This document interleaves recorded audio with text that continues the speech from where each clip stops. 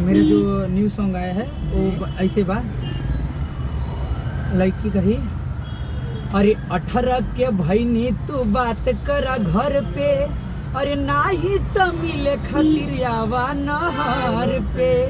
हाँ, अरे 18 के भईनी तू बात करा घर पे, नाही त मिले खातिर आवा नहर पे।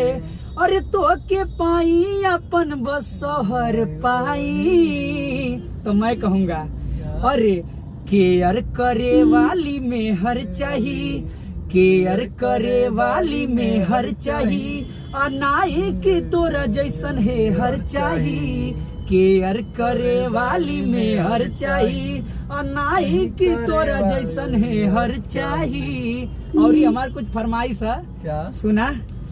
और रोज गोड़वा दबावे हाथे खनवा खियावे, जब रूस जाई